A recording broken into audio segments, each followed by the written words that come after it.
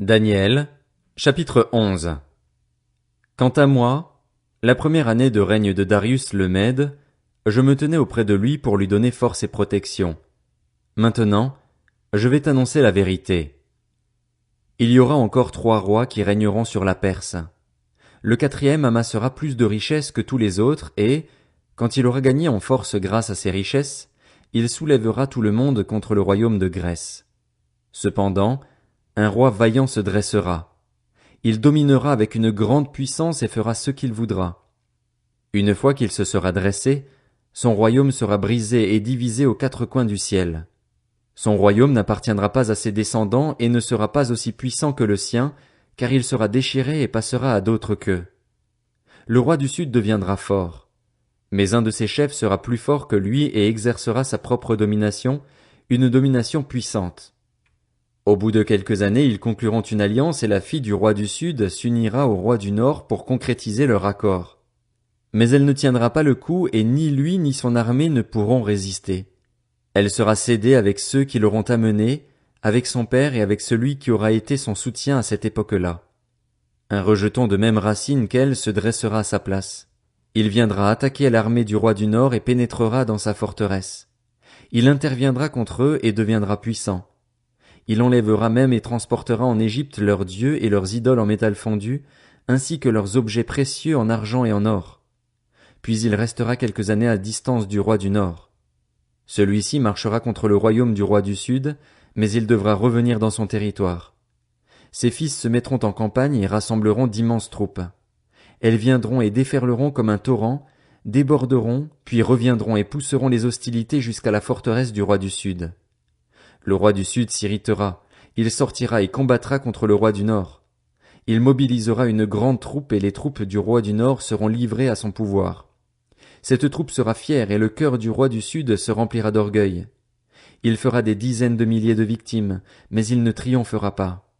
En effet, le roi du Nord reviendra et mobilisera une grande troupe, plus nombreuse que la première. Au bout de quelque temps, de quelques années, il se mettra en marche avec une grande armée et de grandes richesses. À cette époque-là, beaucoup se dresseront contre le roi du Sud. Des hommes violents issus de ton peuple se soulèveront pour accomplir la vision, et ils trébucheront. Le roi du Nord viendra. Il construira des remblais et s'emparera des villes fortifiées. Les troupes du Sud et l'élite du roi ne résisteront pas, elles n'en auront pas la force. Celui qui marchera contre lui fera ce qu'il voudra sans que personne ne lui résiste. Il s'arrêtera dans le plus beau des pays, exterminant tout ce qui tombera sous sa main. Il formera le projet d'arriver avec toutes les forces de son royaume et de conclure un accord avec le roi du Sud. Il lui donnera sa fille en mariage dans l'intention de détruire sa royauté, mais cela n'arrivera pas et il n'obtiendra pas ce qu'il voulait. Il s'orientera vers les îles et en prendra beaucoup, mais un chef militaire mettra fin à la honte qu'il voulait lui attirer et la fera retomber sur lui. Il se dirigera ensuite vers les forteresses de son pays où il trébuchera et tombera, et on ne le trouvera plus. Celui qui le remplacera fera venir un oppresseur dans la plus belle partie du royaume, mais il sera brisé en quelques jours, et ce ne sera ni par la colère ni par la guerre. Un homme méprisé prendra sa place sans qu'on lui ait donné la dignité royale. Il arrivera dans une période de tranquillité et s'emparera du royaume grâce à des intrigues.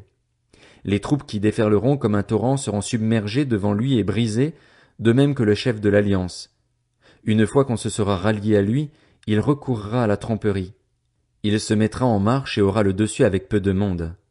Il pénétrera en toute tranquillité dans les endroits les plus fertiles de la province. Il fera ce que n'avaient pas fait ses prédécesseurs ni ses ancêtres. Il distribuera le butin, les biens et les richesses. Il formera des plans contre les forteresses, et cela pendant un certain temps. À la tête d'une grande armée, il déploiera sa force et son courage contre le roi du Sud. Ce dernier s'engagera dans la guerre avec une grande et très puissante armée, mais il ne résistera pas, car on formera des plans contre lui. Ceux qui mangeront des plats servis à sa table causeront sa perte. Son armée se dissoudra et les morts tomberont en grand nombre. Les 2 rois chercheront dans leur cœur à faire du mal, et à la même table ils parleront avec fausseté. Mais cela ne réussira pas, car la fin n'arrivera qu'au moment fixé. Il retournera dans son pays avec de grandes richesses. Dans son cœur, il aura des intentions hostiles contre l'Alliance sainte. Il agira contre elle avant de retourner dans son pays. Au moment fixé, Il marchera de nouveau contre le sud, mais cette fois-là, cela ne se passera pas comme la première fois. Des bateaux venus de l'ouest avanceront contre lui. Découragé, il rebroussera chemin, puis dans sa rage il agira contre l'Alliance sainte. Il reviendra et traitera avec bienveillance ceux qui auront abandonné l'Alliance sainte. Des troupes se présenteront sur son ordre et elles souilleront le sanctuaire, la forteresse. Elles feront cesser le sacrifice perpétuel et dresseront l'abominable dévastation. Il corrompra par des flatteries ceux qui violent l'alliance, mais les membres du peuple qui connaîtront leur Dieu agiront avec fermeté, et les plus perspicaces donneront instruction à beaucoup. Ils se heurteront pour un temps à l'épée et à la flamme, à la déportation et au pillage. Durant cette période, ils recevront un peu d'aide et beaucoup se rallieront à eux de façon hypocrite. Quelques-uns des hommes perspicaces trébucheront afin d'être affinés, purifiés et épurés jusqu'au moment de la fin, car elle n'arrivera qu'au moment fixé. Le roi fera ce qu'il voudra. Il sera plein d'arrogance, se grandira au-dessus de tous les dieux et prononcera des paroles extraordinaires contre le Dieu des dieux. Il prospérera jusqu'à ce que la colère soit à son comble, car ce qui est décidé s'accomplira. Il ne prêtera attention ni au Dieu de ses ancêtres, ni à celui que désirent les femmes. Il ne prêtera attention à aucun Dieu, car il se grandira au-dessus de tous. C'est le Dieu des forteresses qu'il honorera sur son piédestal. À ce Dieu que ne connaissaient pas ses ancêtres, il rendra hommage avec de l'or et de l'argent, avec des pierres précieuses et des objets de valeur. C'est avec ce Dieu étranger qu'il agira contre les endroits fortifiés, et il comblera d'honneur ceux qui le reconnaîtront. Il leur donnera la domination sur beaucoup et leur distribuera des terres en guise de récompense. Au moment de la fin, le roi du sud l'affrontera, et le roi du nord fondra sur lui comme une tempête, avec des chars et des cavaliers, ainsi que de nombreux bateaux. Il pénétrera dans tous les pays, déferlera comme un torrent et débordera. Il pénétrera dans le plus beau des pays et beaucoup trébucheront, mais voici ceux qui seront délivrés de son pouvoir, Édom, Moab et les principaux des Ammonites. Il étendra son pouvoir sur divers pays et l'Égypte n'y échappera pas. Il se rendra maître des trésors d'or et d'argent et de tous les biens précieux de l'Égypte. Les Libyens et les Éthiopiens marcheront à sa suite. Des nouvelles de l'Est et du Nord le troubleront et il partira, dans une grande colère, détruire et exterminer beaucoup d'hommes.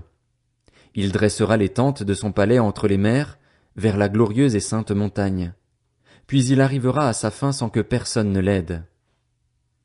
Daniel, chapitre 12. À cette époque-là se dressera Michel, le grand chef, celui qui veille sur les enfants de ton peuple.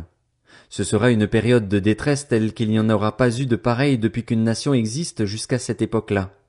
À ce moment-là, ceux de ton peuple qu'on trouvera inscrits dans le livre seront sauvés. Beaucoup de ceux qui dorment dans la poussière de la terre se réveilleront, les uns pour la vie éternelle, les autres pour la honte, pour l'horreur éternelle. Ceux qui auront été perspicaces brilleront comme la splendeur du ciel, et ceux qui auront enseigné la justice à beaucoup brilleront comme les étoiles, pour toujours et à perpétuité.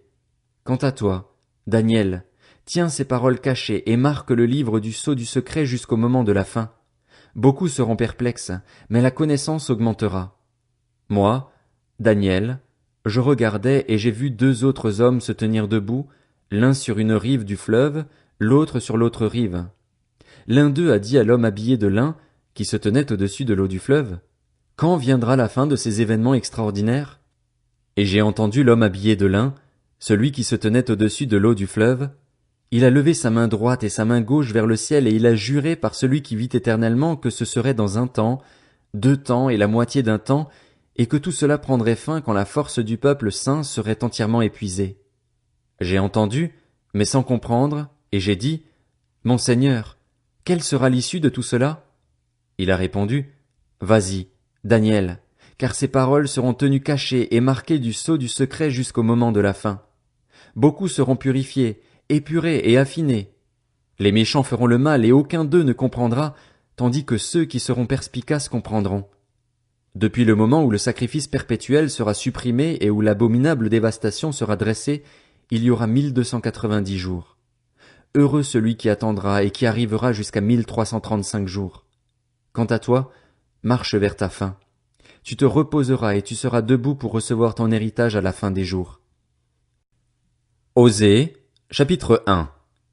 Parole de l'Éternel adressée à Osée, fils de Béhéri, durant les règnes d'Ozias, de Jotham, d'Akaz et d'Ézéchias sur Juda, et durant celui de Jéroboam, fils de Joas, sur Israël.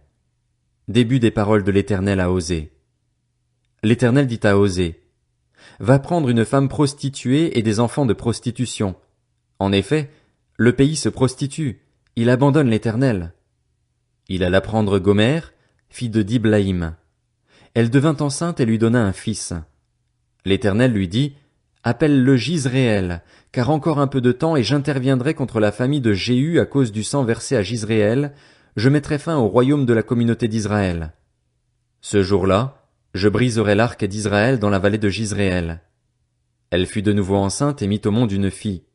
L'Éternel dit à Osée: Appelle-la Lo-Rushama, car je ne continuerai plus à avoir compassion de la communauté d'Israël, je ne lui pardonnerai plus. En revanche, j'aurai compassion de la communauté de Juda. Je les sauverai par l'Éternel, leur Dieu, et je ne les sauverai ni par l'arc, ni par l'épée, ni par les combats, ni par les chevaux, ni par les cavaliers. Elle sevra Lo-Rushama, puis elle devint enceinte et mit au monde un fils. L'Éternel dit: Appelle-le Lo-Ammi, car vous n'êtes pas mon peuple et moi, je ne suis pas votre Dieu.